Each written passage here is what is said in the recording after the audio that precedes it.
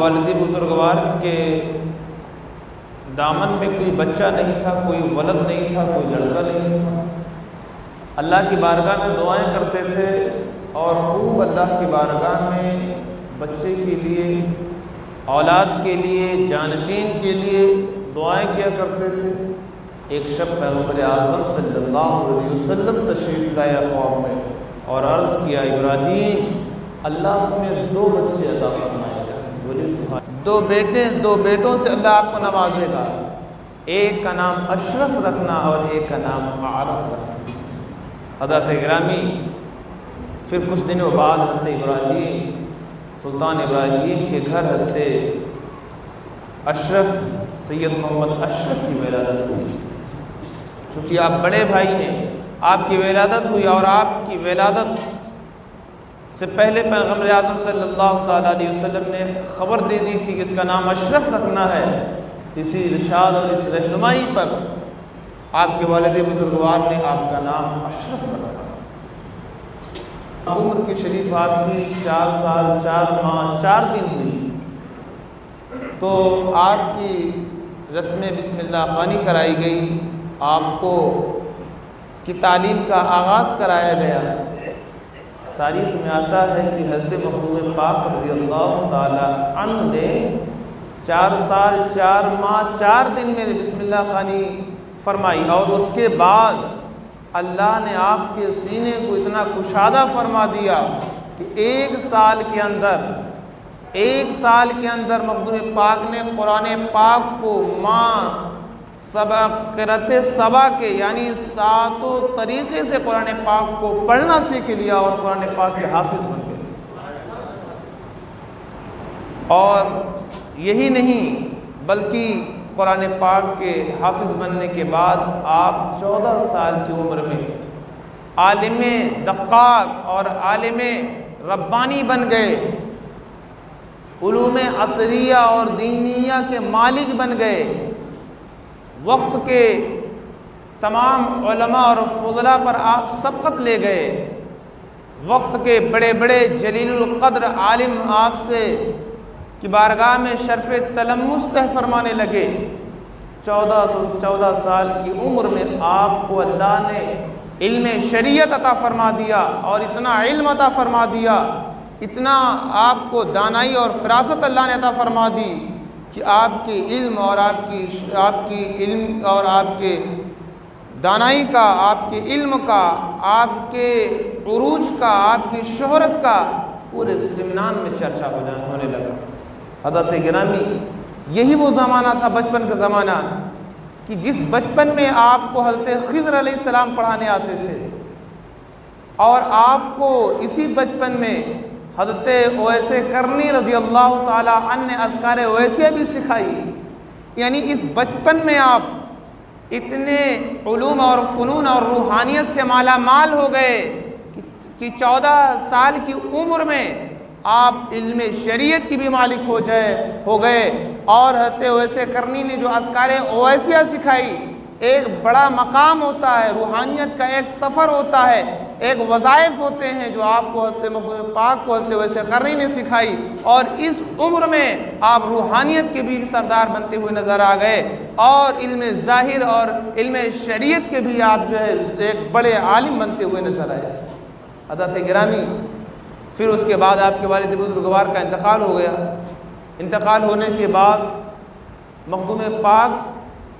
سلطنت کی کرسی پر، بادشاہت کے تخت پر آپ جلوہ افروز ہو گئے۔ آپ دیکھیں کہ یہ ایسا بادشاہ ہے جو عالم بھی ہے، حافظ بھی ہے، ولی بھی ہے، روحانیت کا علمبردار بھی ہے، عمر میں چھوٹا ہے لیکن قد و قامت میں، عزت و شہرت میں، حسن و خوبی میں، روحانیت میں، عمل میں، تقوی میں اعلیٰ معیار کا ہے۔ آپ ننھے 14 سال کی عمر میں جب تخت پر بیٹھتے ہیں تو آپ نے نظام سلطنت کو ایسا سنبھالا اور بادشاہی نظام کو ایسا لوگوں کے سامنے پیش کیا کہ بلاد اسلامیہ میں آپ کے نظام کا چرچا ہونے لگا، آپ کے سلطنت کا چرچا ہونے لگا، آپ کے نظام حکومت کا چرچا ہونے لگا۔ آپ نے اپنے دور حکومت میں اور اپنے دور سلطنت میں سمنان میں درسگاہوں کو ایجاد فرمایا، علم و حکمت اور شریعت و ظاہر و باطن کے لیے دستگاہیں قائم فرمائی، اور بڑے بڑے علماء کرام کے لیے شریعت حاصل کرنے کے لیے، دین حاصل کرنے کے لیے، اور محمد رسول اللہ صلی اللہ علیہ وسلم کی شریعت اور قرآن و حدیث سکھانے کے لیے بڑی بڑی درسگاہیں قائم فرمائی۔ بلکہ آپ کی اس دور سلطنت میں جلیل القدر علماء پیدا ہونے لگے اور نابغیر روزگار علماء پیدا ہونے لگے، علمی شخصیات جنم لینے لگی، یہاں تک کہ سمنان کا تعارف جو ہونے لگا ایک علمی شہر سے تعارف وہ کرایا جانے لگا، اور ایک علمی اور روحانی شہر سے تعارف کرایا جانے لگا۔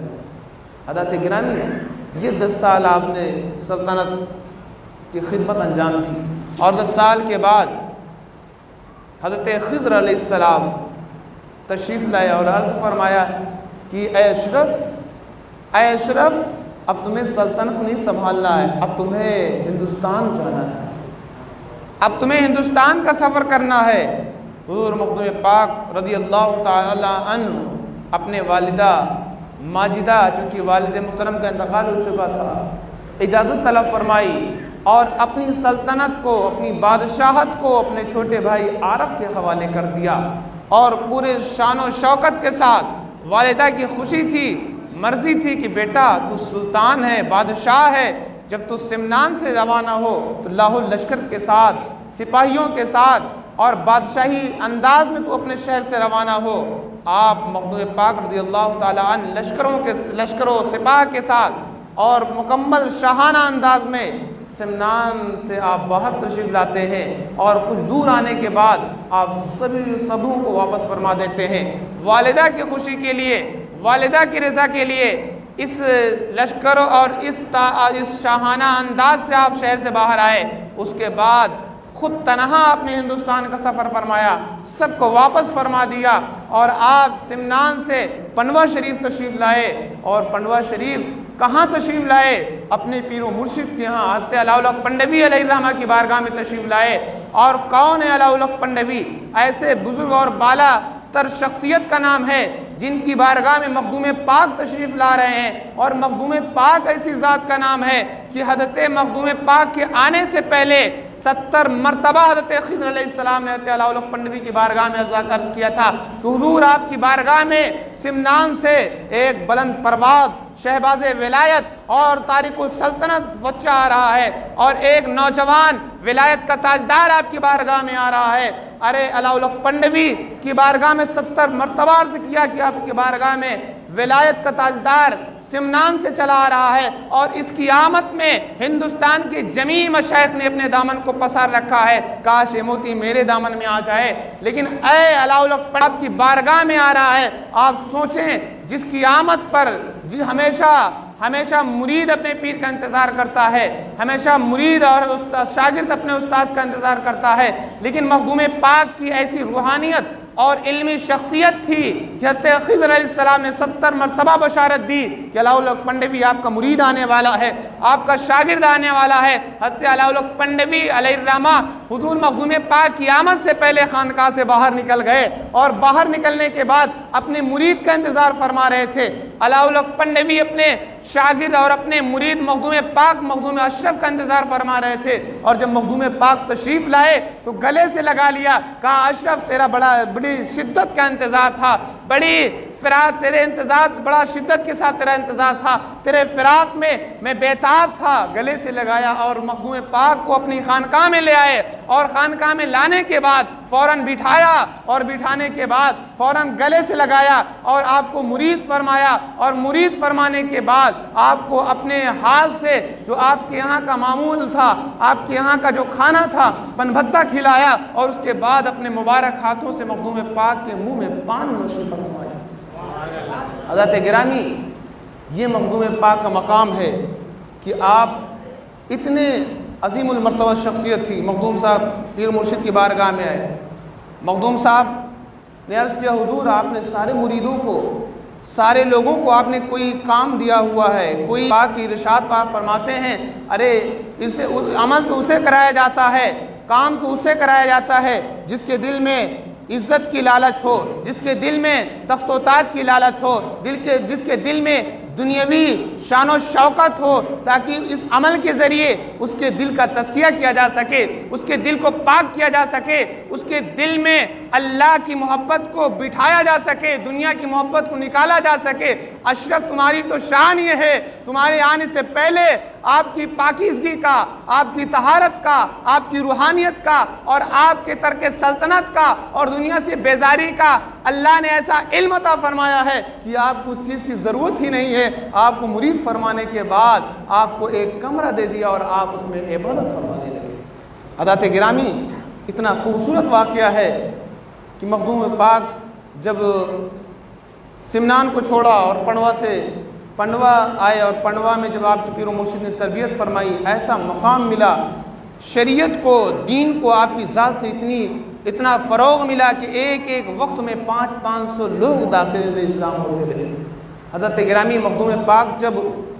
جونپور تشریف لائے اور جونپور تشریف لانے کے بعد جب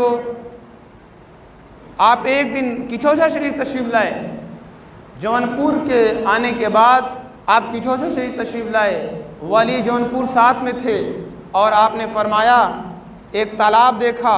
بڑا ہرا بھرا تالاب تھا، سرسبز و شاداب علاقہ تھا۔ آپ نے فرمایا یہ علاقہ بڑا خوبصورت ہے، یہ میری جائے پناہ ہوگی، یہ میری قیام کی جگہ ہوگی، اسی کو میرے پیر و مرشد نے ہتھیلی پر دکھایا تھا، اسی کی طرف بشارت دی تھی، یہیں مجھے آنا تھا، میں یقیناً اپنی آرام گاہ پر اور اپنی قیام گاہ پر پہنچ گیا ہوں۔ تو آپ فرماتے ہیں، رئیس جونپور فرماتے ہیں، حضور یہ تو ایک جوگی کا گھر ہے، ایک جوگی کا قیام گاہ ہے، یہاں ایک بہت بڑا جوگی رہتا ہے، وہ آپ کو یہاں ٹھہرنے نہیں دے گا، آپ کو قیام کرنے نہیں دے گا۔ مخدوم پاک فرماتے ہیں یہ تو وقت بتائے گا، میرے پیر و مرشد نے یہ جگہ مجھے بتائی ہے، میرے پیر و مرشد نے میرے قیام کی جگہ نشاندہی فرمائی ہے، یہاں تو میں ہی رہوں گا۔ اور آپ وہیں پر بیٹھ جاتے ہیں۔ بیٹھ جانے کے بعد اب جوگی آتا ہے اور کہتا ہے آپ کہاں سے آئے ہیں؟ آپ فرماتے ہیں میری جگہ یہ ہے، مجھے رہنا یہی ہے، مجھے بھیجا یہاں گیا ہے۔ تو وہ جوگی کہتا ہے اتنی آسانی کے ساتھ میں اپنی جگہ کو نہیں چھوڑنے والا ہوں، میں اپنے اس مقام کو نہیں چھوڑنے والا ہوں۔ کافر کیا، اگر تمہارے پاس اتنا ہی پاور ہے تو مجھ سے مقابلہ کر لو۔ مخدوم پاک فرماتے ہیں میں تم سے مقابلہ نہیں کروں گا، میری شان یہ نہیں ہے کہ تم جیسے جوگیوں سے مقابلہ کروں، ہاں تم سے مقابلہ کرنا ہے تو میں اپنے ایک مرید کو جو آج ہی داخل اسلام ہوا ہے، جو آج ہی دامن اسلام میں آیا ہے، آپ فرماتے ہیں جا کر جوگی سے مقابلہ کر لو۔ اب وہ مرید حیران رہ گیا، حضور میں آج اسلام لایا ہوں، میں نے آج اسلام کا دامن تھاما ہے، نہ میں نے ابھی کوئی وظائف سیکھے ہیں، نہ میں نے کوئی اعمال سیکھے ہیں، نہ میں نے مقابلے کے کوئی طریقے سیکھے ہیں، نہ ہم نے مقابلے کا کوئی علم سیکھا ہے، حضور میں کیسے جاؤں؟ وہ گھبرانے لگا۔ مخدوم پاک نے فرمایا قریب آؤ، اور قریب لانے کے بعد مخدوم پاک نے پان نوش فرمایا تھا، اپنے پان کا اگال اپنے ہاتھوں سے نکال کر اس شخص کے، اس مرید کے منہ میں ڈال دیتے ہیں۔ جب مخدوم پاک نے اپنے منہ کا اگال، اپنے پان کا اگال اپنے اس مرید کے منہ میں ڈالا، تو وہ مرید جو ابھی تک ڈر رہا تھا، جو مقابلے کے لیے تیار نہیں تھا، اب وہ بے خوف و خطر مقابلے کے لیے تیار ہو جاتا ہے اور جوگی کے مقابلے میں جاتا ہے۔ تو آپ سوچیں کہ جس شخص اور جس ذات اور جس ولی کی پان کے اگال کی یہ طاقت ہے کہ اگر مرید کے منہ میں دے دیں تو جوگی جیسے ایک جادوگر سے مقابلے کے لیے تیار ہو جائے، تو اس کی ذات کا عالم ہوگا، اس کی روحانیت کا کیا عالم ہے؟ حضرات گرامی، پھر کیا تھا؟ جوگی کے مقابلے میں اللہ کا وہ محبوب بندہ جو آج ہی سلام لایا تھا چلا جاتا ہے، اور جانے کے بعد بڑا ساحر تھا، بہت بڑا ساحر تھا، جادو میں ماہر تھا، اس نے بہت ساری چونٹیوں کا ایک لشکر چھوڑ دیا، چاروں طرف چونٹیوں کی جماعت بکھر گئی۔ آپ نے دیکھا تو مخدوم صاحب کے مرید نے ایک نظر دیکھی، ایک نظر ڈالی، چونکہ سحر کا اثر تھا، جادو کا اثر تھا، ساری چونٹیاں غائب ہو گئیں۔ حیران رہ گیا، کیا پڑھا انہوں نے، کیا دیکھا، کس نظر سے دیکھا؟ پھر اس نے دوسرا طریقہ اختیار کیا اور اس نے اپنی جادو، آپ کے مرید خاص نے پھر اپنی نگاہوں کو بلند کیا، اور بلند کرنے کے بعد جب شیرنیوں کی طرف ڈالی تو ساری شیرنی جو تھی وہ غائب ہو گئی، ساری کی ساری اس کے سحر کی طاقت ختم ہو گئی۔ پھر جب وہ